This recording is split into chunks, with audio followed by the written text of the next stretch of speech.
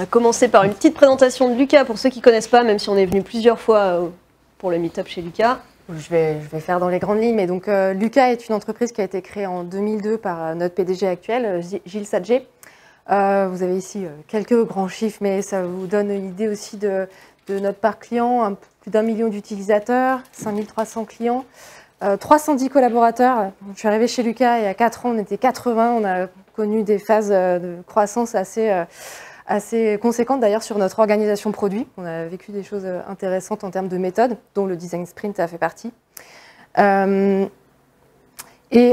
Pour vous expliquer aussi un petit peu ce sur quoi on travaille, Lucas en fait conçoit des logiciels qui vont aider nos clients, les entreprises, à optimiser tout ce qui est processus administratif et surtout à les automatiser. Donc on a un premier socle de solutions qui vont aider à gérer tout ce qui est congés, absences, notes de frais, bulletins de paie, rémunération aussi avec notamment une notion de transparence des salaires, suivi des temps, etc. Avec donc ce premier socle purement administratif, ce sur quoi s'ajoute la gestion des talents. Je présente ça parce que c'était une autre thématique du Design Sprint. C'est aussi l'équipe dont je fais partie, Popli Entretien et Objectif. Là, notre mission, c'est d'optimiser tout ce qui est engagement des collaborateurs, développement des collaborateurs, avec des outils pour faire des entretiens plus fréquemment possible, les aider à suivre leurs objectifs, etc. Et donc, une de nos nouvelles missions, c'était de développer Popli Formation, qui a été notre cheval de bataille pour le Design Sprint. Et plus récemment, une brique vraiment entièrement dédiée à l'engagement avec une solution de sondage en interne pour le bien-être, mesurer le bien-être des collaborateurs. Voilà notre champ de mission dédié aux ressources humaines. Et donc Ouais, merci Chloé. Alors on va vous raconter l'histoire de notre Design Sprint. Ça ne ressemble pas du tout à ce qu'ils vous ont raconté parce qu'eux, ils en ont fait beaucoup, ils font ça bien, ils sont des experts du Design Sprint. Nous, on a fait notre premier Design Sprint. Enfin, pour moi, c'était mon premier Design Sprint. Chloé, non. Et Laura, c'était ton premier Design Sprint aussi. Et on n'a pas pris le plus simple pour faire le premier Design Sprint. On va vous raconter tout ça. Alors déjà, pourquoi on a fait un Design Sprint ? Parce que moi, j'avais assisté à un meet-up il y a quelques années, il y a 3-4 ans, du Design Sprint, où on pratiquait. En plus, j'avais trouvé ça super sympa. J'avais essayé d'en faire un dans ma précédente boîte chez Akeneo. Et puis, je n'avais pas pu l'organiser. Et en arrivant chez Lucas, je me suis dit, un nouveau produit à faire et tout ça, si on faisait un design sprint. Et là, Chloé va me dire, ouais, trop bien. Voilà. Et Laura, pareil. Donc, on a fait un design sprint pour concevoir un nouveau produit. Déjà, franchement, c'est pas l'idéal de partir d'un nouveau produit. Surtout, voilà, éditeur de logiciels avec déjà des produits existants. Quand on lance un truc, on n'est pas en mode MVP de MVP. Nous, on s'est dit, nouveau produit, mais on est vraiment sur le noyau du MVP. On va pas pouvoir tout faire en quelques jours. Et l'idée, c'était vraiment de co-construire le produit en équipe. C'était aussi une toute nouvelle équipe pour créer ce produit. Et on s'est dit, bah voilà, on va tous le faire ensemble. Et c'était aussi co-construire le produit avec nos clients. Il y avait eu une phase de recherche utilisateur avant, avec pas mal de clients. Je pense qu'il y a eu une quinzaine d'interviews. Et puis, ces clients-là ont participé ensuite avec nous au Design Sprint. Donc, on vous dira comment. Et le Design Sprint, voilà, normalement, il y a une équipe pluridisciplinaire, 7-8 personnes. Donc, voilà, moi, j'ai commencé à me dire, OK, il faut un tech, designer, produit, business. Alors, business, on avait consultant avant-vente. Le client était représenté par nos RH. Lucas, c'est l'avantage, c'est qu'on a aussi des RH et on fait un logiciel RH. Donc, ça, c'est pratique. Chloé, qui était notre Design Sprint Master, qui avait été formée au Design Sprint. C'était aussi un petit peu de temps. Et puis, voilà, on avait aussi des décideurs. Chez Lucas, le CEO Gilles et le CPO Guillaume sont très, très impliqués sur la construction produit. Donc, on s'est dit, il faut voilà, aussi voir comment on les implique dans ce Design Sprint. Et au début, on était parti sur cette équipe-là, sauf que quand on a commencé à se dire, on met le lead tech, le lead dev, très bien, et ensuite, ça serait bien de rajouter un autre tech. Et là, on s'est dit, bah non, en fait, on en a 4 des développeurs. On est en train de construire une équipe. Allez, on les embarque tous. Donc, on était 13. Et il y a eu quelques petits changements de casting. Et en plus, le Design Sprint, on l'a fait en 2 temps. Et toute la partie vraiment créative, brainstorm, proto et tout ça, on l'a fait à distance, sur Zoom. Donc, voilà, ça a un peu complexifié les choses. Et on s'est retrouvés avec Chloé sur ce, à être 2, à faciliter le Design Sprint et aussi à y participer. Donc, voilà, pour ce premier Design Sprint, c'était un petit peu complexe. Et nous, on est parti plutôt de ça. Donc, Pauline Thomas du Laptop, qui a fait plein de design sprints et qui a sorti ce livre. Alors, je ne sais plus exactement quand est-ce que c'était. Elle, c'est vraiment le design sprint en pratique, design system du design sprint, enfin, design sprint system, où il y a plein de typologies de design sprint. Elle les explique aussi, il y a des talks qui ont été faits. Et on peut faire un design sprint, par exemple, changer des process dans une organisation sur une journée. Voilà, c'est vraiment on peut piocher, il y a plein d'ateliers. Il y a aussi le design sprint classique, elle, qui est plutôt sur 5 jours et qui se termine déjà par une partie un peu plus actionnable avec une story map, une rétro. Donc c'est un petit peu différent. Donc nous, on s'est inspiré de ça, c'est super cool aussi parce que ça dit comment organiser un design sprint, comment vendre un design sprint en interne, quelles sont les personnes à mettre dedans, combien ça coûte si vous le faites faire par des externes et tout ça. Donc vraiment, je le conseille. Et bien sûr, le bouquin de Jack Knapp, hein, vous pourrez aussi feuilleter celui-là si vous voulez. Donc nous, en fait, on s'est dit qu'on allait faire un design sprint en 2 temps, donc inspiré par Pauline Thomas. Un premier design sprint, une journée qu'on a fait tous en physique, ici en plus, de cadrage. Parce que, comme voilà, tout le monde avait envie de créer ce nouveau produit et avait des super idées dans la tête, et nous, voilà, les décideurs, c'était Gilles et Guillaume, mais ils avaient déjà plein de super bonnes idées. Et donc, on s'est dit, voilà, on va se mettre tous ensemble, on va partager tout ce qu'on a collecté en amont avec Chloé sur la recherche utilisateur, sur la partie concurrence et tout ça, pour essayer de partager et cadrer la vision de ce produit, pour ce design sprint, et s'aligner, et puis aussi essayer de prioriser les choses et se dire qu'on ne va pas pouvoir tout résoudre en quelques jours. Donc essayer de cadrer, de définir le périmètre, et puis ensuite on est parti sur un design sprint vraiment prototype, en mode on explore, on brainstorm, on prototype, et on fait tester les clients sur 3 jours à distance, avec une équipe plus restreinte, là où c'était vraiment l'équipe du design sprint sans les décideurs. Donc quand même, Chloé en parlera peut-être, je ne sais plus, mais sur la première partie, les décideurs, ils étaient vraiment là avec nous pendant une journée, le CEO, le CPO, la DRH quand même, là on avait pas mal de C-level, ils ont interviewé les clients, ils ont collé des post-it, enfin ils sont vraiment mis dans le truc, et nous c'était un choix de les embarquer aussi, pour pas qu'ils partent justement juste avec leur idée à eux, et juste nous ce qu'on leur transmet via voilà, tous les comptes rendus qu'on avait fait de recherche utilisateur et tout ça. Mais le CEO, il a appelé des utilisateurs en direct pendant ce truc-là, et on a trouvé ça plutôt cool. Et la partie proto, il y a aussi eu toute une phase où on n'a pas voulu le faire avec les décideurs, justement, pour quand même avoir un peu de créativité, parce que bon, quand tu as ton CEO et ton CPO dans ces moments-là, c'est quand même un petit peu... voilà, tout le monde n'est pas forcément super libre, mais on faisait des restitutions régulièrement, voilà, en fin de journée, à la fin du proto, et à la fin aussi des tests clients. Je te laisse parler, Chloé, tu vas nous raconter plus en détail tout ça. C'est vrai qu'on ne s'est pas simplifié la tâche avec ce format hybride. Pour vous mettre un peu dans le contexte, on était entre 2 confinements et des disponibilités très restreintes sur le mois de décembre. Donc c'est aussi pour ça qu'on a jonglé un peu avec ce format. Mais donc sur cette première journée où tout le monde était en physique, on a donc déjà installé la salle. Précédemment, vous mentionnez l'importance du cadre. Là, c'est vrai qu'on a aussi... Ouais, Chloé nous a mis un super cadre. Quand même, on était bien. Non, mais voilà, c'était important qu'il y ait un peu de contexte et puis pour dynamiser le groupe, parce qu'on était aussi sur... il y avait une cohésion d'équipe à créer, donc un peu double challenge. Alors, là, en gros, vous avez le programme du matin et le programme de l'après-midi, avec pause déjeuner léger. En fait, c'était très important pour nous de s'assurer que tout le monde avait les bons concepts en tête, parce que le domaine de la formation est très très large pour ceux qui connaissent un petit peu. Déjà, qu'est-ce qu'une formation? Quel est le cadre légal? Comment ça se passe concrètement quand un RH doit faire son plan de formation? Voilà, il y a plein de mots-clés, donc il fallait poser ces bases-là. On a inclus aussi le concept des Lightning Talks, où en fait on présentait aussi un peu le marché, les grands concurrents, pour aussi donner un peu une visibilité sur ce qui se faisait par ailleurs. Donc vraiment, que tout le monde ait un vernis commun sur ce dont on allait parler les 3-4 jours suivants.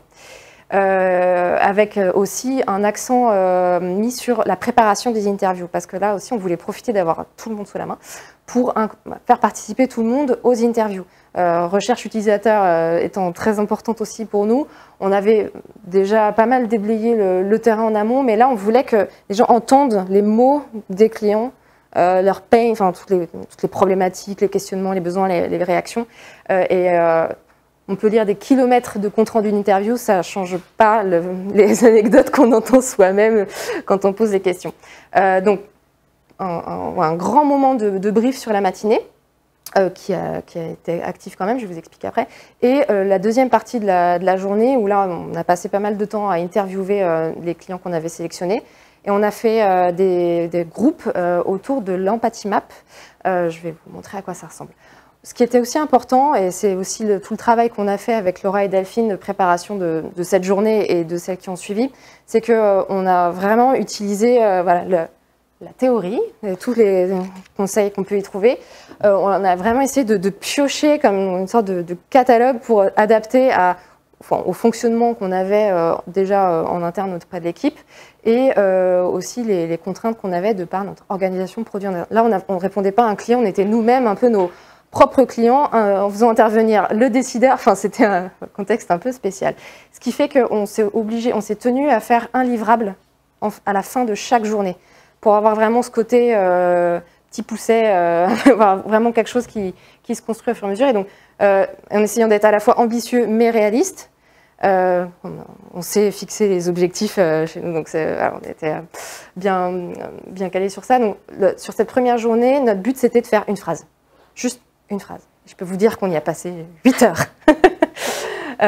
Donc, sur la partie brief du matin, on a aussi mis en place petites astuces pour que ce soit actif. On ne voulait surtout pas un tunnel de slides où tout le monde s'endort dès le matin.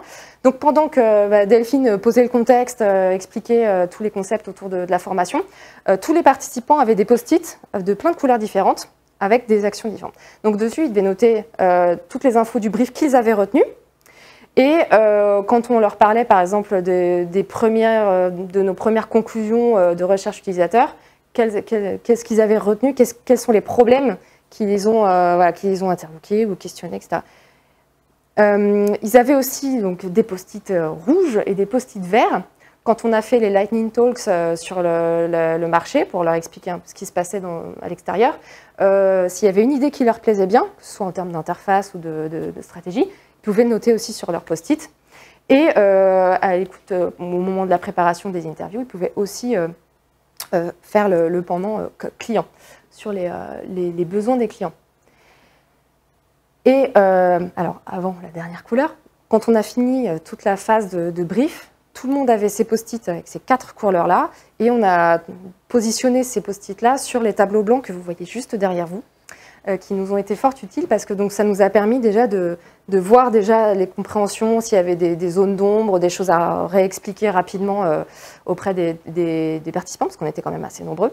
Et donc ça nous a permis de faire un premier tri de cartes. Et ça, c'est déjà une première itération. Donc au bout d'1 heure et demie, on avait déjà nos tableaux blancs bien remplis. Et du coup, on a pu débattre ensemble, tous autour des tableaux blancs, sur les problématiques de notre MVP. On a volontairement un peu accéléré sur cette partie-là dès la première journée parce que, bon, d'une part, on avait quand même toute une équipe produit à disposition. On savait globalement pourquoi on allait faire ce produit-là. On avait déjà énormément de matière, donc on n'avait pas trop de doutes sur la problématique de base. Mais après, comment ça se traduit concrètement en termes de fonctionnalité, bah, c'est une autre paire de manches. Donc, on avait réussi à faire écrire à tous les participants ces post-it-là et à trier. C'est bon, j'ai cru avec casser. Donc ça, c'était... attendez. Où est passée la phrase? J'ai oublié. Non, c'est parce que j'avais promis un livrable sur la première journée. C'est que tu as dû le modifier entre-temps et je l'avais déjà lancé. Hop, recommençons. Non, mais peut-être... Non? Ok, bah c'est pas grave, je vous le dis à l'oral. Donc effectivement, on a réussi à faire cette fameuse phrase qui en gros résume la problématique qu'on souhaite adresser, les besoins du client et la réponse, notre pitch, quoi. Donc j'essaierai de la retrouver après quand on discutera après. Donc première journée assez intense et ensuite on a dû basculer en distanciel. C'était 2 semaines après, je crois. Non, la semaine suivante. Ouais, juste après. C'était assez frais. Et donc là, on est passé sur un nouvel outil qui s'appelle Mural. On aurait pu utiliser un autre, mais on avait besoin de quelque chose qui nous permettait d'expliquer des règles du jeu assez simples, que tout le monde puisse manipuler et apprendre facilement l'outil, parce qu'on ne pouvait pas se permettre de former tout le monde. Donc Mural nous a semblé le plus adéquat. Et On a pris le temps aussi de bien expliquer comment ça allait se passer, que tout le monde devait participer. On a vérifié que tout le monde avait bien pris en main l'outil, que voilà, on avait bien pris conscience des zooms et des zooms à faire, parce que là, ce que vous voyez, en fait, c'est juste un petit morceau de l'intégralité de notre carte. Et on a essayé de leur proposer sur cette deuxième journée des moments d'itération. Donc on ouvre le diamant et après on referme sur une idée avec un système de vote, puis on réouvre avec des storyboards, enfin, voilà, et ainsi de suite, en essayant de jongler entre des moments où on allait commenter, discuter tous avec nos micros, et aussi d'autres moments où là pour le coup c'était aussi nécessaire, je pense, en distanciel, sinon on n'aurait pas tenu nerveusement. Des moments où on a pu de manière un peu introspective chercher par exemple des concurrents, griffonner sur des bouts de papier. Alors qu'est-ce que ça a donné? On a commencé par l'expérience map. Donc pour celles et ceux qui c'est la première fois que vous voyez ça, en gros, donc, on prend nos personas, bon, en l'occurrence, on avait nos collègues directement à disposition, donc on s'est permis de les utiliser comme cobayes. Mais c'était important aussi, après cette première journée intense où on a balayé tous les concepts du produit, là, de remettre tous les moments clés, les moments où on savait qu'il allait y avoir un peu de friction et de frustration sous forme chronologique. Et parfois, ça porte le nom aussi d'event storming, l'ancêtre de l'expérience map, mais le principe est le même en fait. Ça permet de remettre un peu de chronologie claire entre les actions nécessaires, et du coup ça va être plus simple après pour apporter les bonnes réponses. Mais ça, c'était un travail par contre qui avait été fait quand même un peu en amont, parce qu'on n'aurait jamais eu le temps de compléter ensemble. Le premier jour, on avait fait les empathy maps là, sur chaque persona. Normalement, on en avait 3 au début. On avait réussi à pouvoir focuser que sur 2. Et ouais, moi, j'avais préparé après les expériences maps et on les avait un peu modifiées le jour J. Mais en tout cas, voilà, on l'a parcouru ensemble, 13 personnes. On a vraiment revérifié que tout le monde comprenait, avec un moment pour les questions, et on a retracé ces étapes-là. Ensuite, une fois que ce fut fait, on a demandé à chacun d'aller piocher dans les concurrents qui avaient été présentés la première journée, ou juste d'autres types d'interfaces, d'autres outils, d'aller partir à la recherche de nouvelles idées. Donc là, on ouvre la boîte à idées, on se permet d'aller creuser un peu plus loin. Et on avait trouvé ce principe assez pratique pour après repartager. Donc chacun expliquait ce qu'il avait choisi et pourquoi. Ça a été très utile après pour garder comme un parking à idées, parce que quand après on part sur le MVP, on lag, on reste sur le noyau, mais on l'a gardé comme archive, parce qu'après derrière, quand on se pose de nouvelles questions, quand les maquettes commencent à sortir, on dit mais en fait tu te rappelles, on avait eu quand même cette idée-là, elle était pas mal, on peut peut-être, ça sert d'archive aussi. Et donc voilà, on a ouvert la boîte à idées, et ensuite on a essayé de terminer la journée avec un exercice de storyboard, donc toujours à distance. Là, chacun prenait un bout de papier, ce qu'il avait sous la main, pour essayer de prendre un des événements qu'on avait choisi en matinée avec l'expérience map. Et après, chacun prenait en photo, l'envoyait le copier-coller sur le mural. Et donc, à la fin de la journée, on avait un storyboard qui pouvait commencer à être prototypé. Et donc la troisième journée, on s'est splitté en 3 groupes. Alors bon, on vous dira après si finalement ça avait été une bonne idée ou non. Mais c'est vrai qu'on avait quand même une contrainte. La première journée, on avait inclus quand même beaucoup de décideurs. Et il fallait vraiment qu'à la fin de ce sprint, on puisse montrer des slides, une vision, on va dire, assez étoffée de ce qu'on voulait faire. Et on n'avait pas le choix d'essayer d'avancer un peu vite. Donc on s'est séparés par pôle d'expertise pour essayer d'être efficace. Donc il y a eu une partie qui est partie sur les maquettes, donc avec Figma comme outil. Les devs sont partis plutôt sur l'exploration technique. Et ensuite, une autre équipe, plus on va dire orientée market, qui s'est attelée au slide et au pitch. Du coup, donc, oui, par rapport au pitch, ce qu'on a... en fait... c'est celle qui était... Oui, voilà, peut-être que... Bon, peut-être qu'elle n'est pas au bon endroit. Non, mais c'est vrai, c'est peut-être moi juste... Ok, en fait, je détaille un peu quand même. On a aussi le temps de travailler. Alors ça, on avait fait un mix entre les tableaux blancs de la première journée et une remise au propre ici. Pour préparer le pitch, en fait, on est reparti de l'empathie map, donc ce que vous voyez ici à droite, avec les motivations, les freins et les besoins du client. Tout ce qu'on avait collecté comme information au début du sprint, on s'est appuyé dessus pour préparer notre pitch. Donc l'expérience qu'on souhaitait proposer, les réponses qu'on souhaitait apporter. Donc ça, c'était un premier niveau de rendu qu'on a ensuite transformé en slide. La partie technique, ça a été un peu un échec, dans le sens où il n'y a pas eu de spécification technique. En même temps, je pense qu'avec le recul, c'était un peu ambitieux quand même de vouloir faire ça tout de suite. Par contre, ce qui a été intéressant, c'est que ça a permis aux développeurs et développeuses de vraiment commencer à faire le premier travail de réappropriation des concepts, donc après tout ce qui était travail sur les API, les MCD, enfin, les bases de données, etc. Je pense que ça a permis en fait d'aller beaucoup plus vite sur la suite. Et ils sont aussi beaucoup penchés sur le CPF, qui leur a posé beaucoup de questionnements. Oui, non, c'était pas forcément exploitable en l'état pour le travail de ce groupe-là, mais je pense que ça a quand même posé une base saine pour que l'équipe puisse travailler ensuite ensemble. Et donc, le prototypage. Pendant ce temps-là, c'était donc le jour 3, la kryptonite des designers. On a préparé en amont, ce que vous voyez à l'écran, c'est une toute petite partie de ce qu'on a préparé en amont. Ça s'appelle un UI kit. Donc, il faut savoir que chez Lucas, on travaille avec un design system. En gros, une grosse boîte à Lego dans laquelle on a des boutons, des liens, des petits bouts de page comme ça. Et on a travaillé en tandem pour cette partie-là. Donc, ce qu'on a décidé de faire, c'est un benchmark, non pas forcément des concurrents, mais plus des choses qu'on voyait dans Poply Formation. Des dashboards, comment on représente une carte, quelles infos on va mettre dans un élément de formulaire. Et donc, on est allé voir un petit peu partout. Une fois qu'on a fait ce premier benchmark, donc ce qu'on a nommé veille, on a aussi allé voir un petit peu les concurrents quand même pour avoir en tête ce qu'on allait faire la semaine du sprint. Et on a préparé tous les éléments qui potentiellement existaient déjà dans nos design systems ou pas, et qui pourraient nous servir le jour J, parce qu'on savait qu'on allait un petit peu dépoter. Ce qui s'est passé, c'est on s'est séparés en deux. Ce que vous a dit Chloé, c'est, ou peut-être que c'est toi Delphine qui l'a dit, fin du jour 1, on avait deux problématiques déjà. Donc un petit peu compliqué, parce que deux problématiques égale deux jeux de maquettes.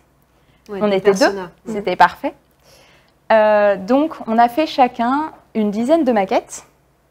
On a bu beaucoup de café ce jour-là, on a fini très tard. Et l'objectif était que... donc moi, je me suis concentrée sur cette partie-là, la vue administrateur. Chez Lucas, les administrateurs, c'est des personnes qu'on va beaucoup chouchouter parce qu'on fait des logiciels RH, donc c'est aussi pour prendre soin de la partie paramétrage, de ce qu'ils vont voir. Et il y a plusieurs types d'administrateurs et il y a plusieurs vues à produire pour que ce soit le plus fluide possible. Globalement, on est sur du logiciel RH, donc on va voir beaucoup de tableaux, c'est ce que vous voyez à l'écran.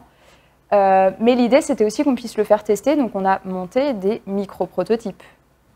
Sachez que monter des prototypes, c'est brancher les flèches entre elles pour que ça fonctionne. Et si ça ne fonctionne pas, il faut retourner sur un des éléments et remodifier une bonne partie du parcours. C'était la joie.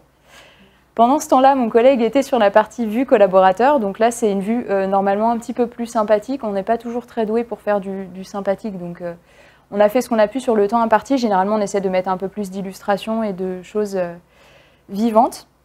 À la fin de cette première journée, pour nous, où on avait quand même pas mal avancé, on a fait un point, il me semble, tardif, où on s'est dit, OK, qu'est-ce qu'on garde pour demain? Parce que demain, on va faire les tests, donc il faut que le parcours soit fluide pour toutes les typologies de personas. On en avait deux, donc on a chacun branché nos protos. On a essayé de voir ce qui marchait ou ce qui ne marchait pas. Les écrans qui n'étaient pas clairs, on les a enlevés. Et puis il y a eu une présentation intermédiaire aux décideurs qui était, je crois, à 16h. Donc déjà, ça fait bien la journée. Donc à 16h, en fait, nous, on n'avait pas fini le travail. Et en fonction de ce qu'ont dit les décideurs, on a dû reprendre les maquettes et remodifier, re-rogner, et voilà. Bon, il faut savoir qu'on est habitué à parler avec nos décideurs et que donc pour nous, c'est pas inhabituel non plus de tout reprendre derrière. Mais ça prend un peu de temps. Et quand on a une demi-journée, c'est pas énorme, quoi.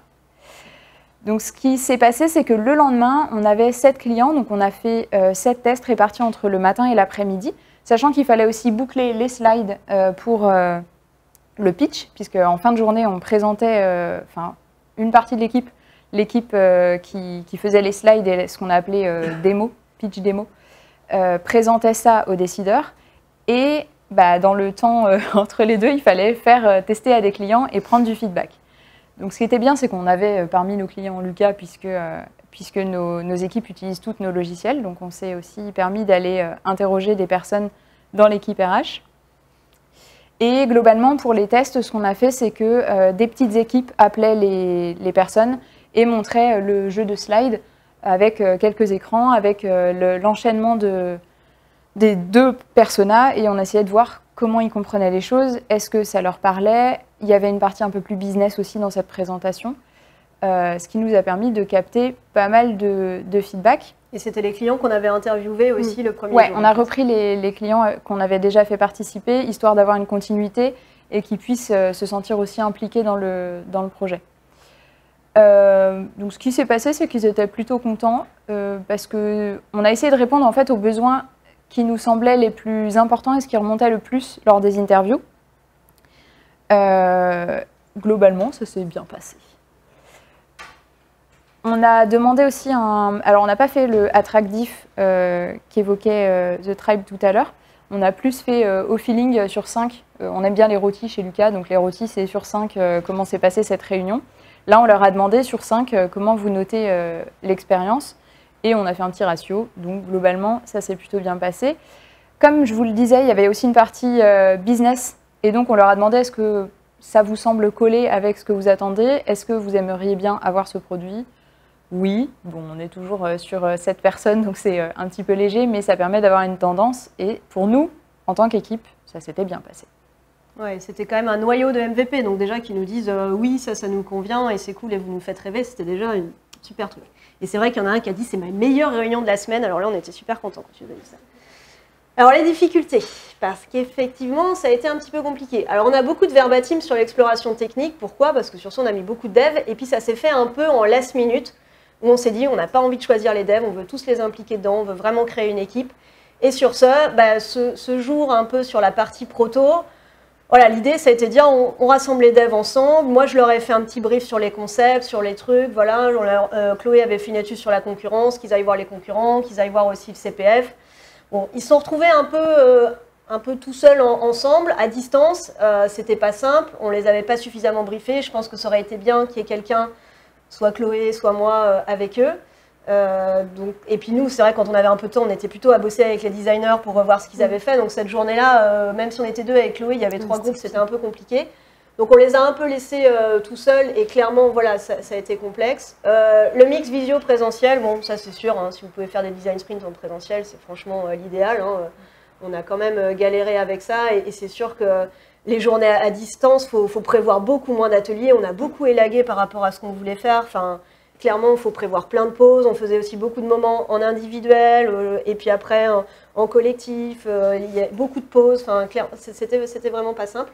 Et heureusement qu'on a pu faire la journée en présentiel parce que c'était pas sûr. Hein, ça a été vraiment en mode last minute, mais ça a fait du bien quand même. Et on était quand même 15 ou 16 ce jour-là avec les décideurs. Déjà, ça a vraiment lancé le design sprint, tous ensemble, le déj, le truc. Ça, c'était cool. Et c'est vrai que pour accoucher des phrases, déjà, c'était compliqué. Alors à distance, j'imagine. Les complexités, alors oui, animer et participer, nous on a trouvé ça difficile parce que c'était notre premier design sprint. Chloé avait quand même un peu d'expérience, mais elle avait le rôle de product marketing manager, donc sur toute la partie concurrence, c'est elle qui avait travaillé dessus. Elle connaissait très très bien aussi, elle avait toute l'expertise de la partie gestion des talents parce que c'est la product manager initiale. Moi j'étais product manager, j'étais pas chez Lucas depuis très longtemps, et donc quand on a vu qu'on était autant, on s'est dit bah ouais, moi il faut que je facilite. Quand on était plusieurs groupes, moi je prenais un groupe, Chloé un groupe. C'était clairement pas facile, mais c'est vrai que c'était cool aussi d'être dedans et de participer.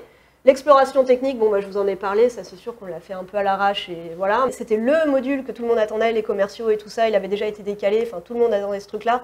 Donc on pouvait pas non plus sortir le minimum. Mais par contre l'idée c'était quand même d'avoir une démarche très itérative et on voulait sortir un truc en 3-4 mois, donc on s'est dit on itère. Et c'est vrai qu'en échangeant avec les clients, en plus c'était leur plan de formation, ils géraient ça sous Excel.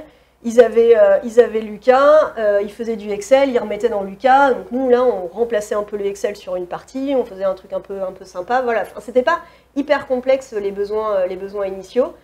Mais après, il y avait plein de super idées pour les amener beaucoup plus loin. Enfin, il y a une PM que j'aime bien qui matérialise avec la pyramide. Nous, on était clairement en bas de la pyramide, là où le DG, il était tout en haut.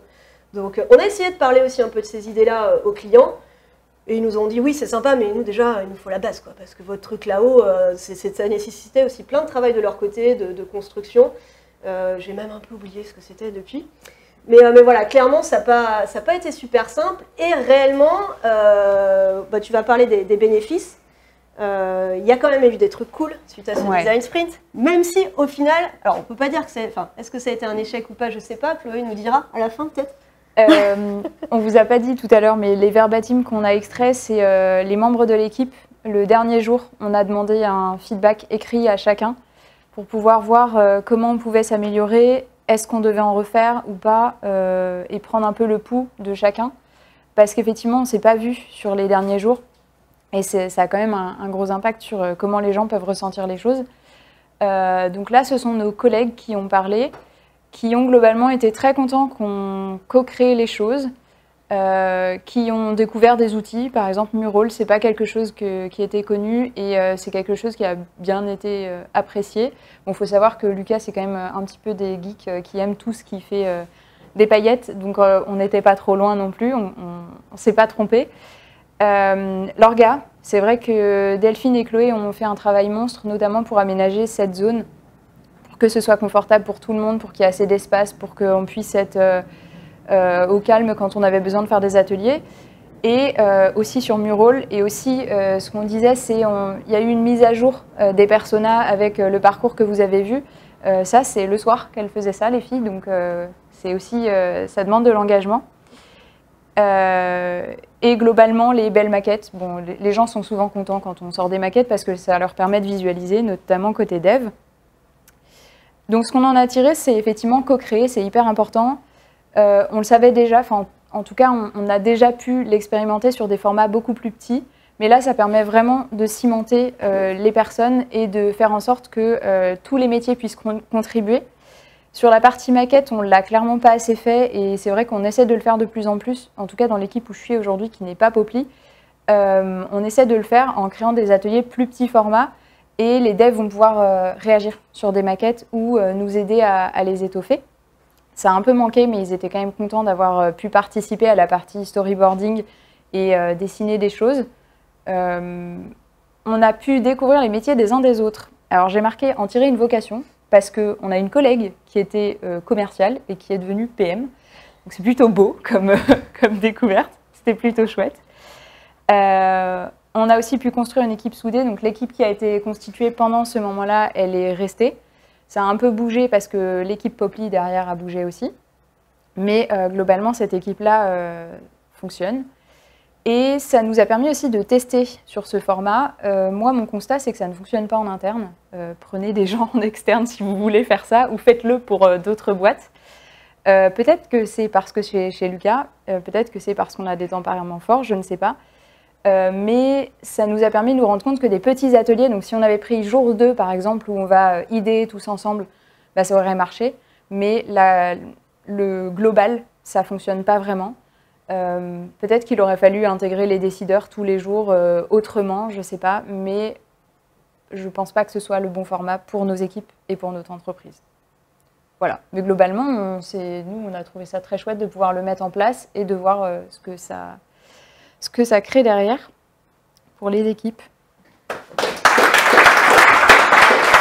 Revenez.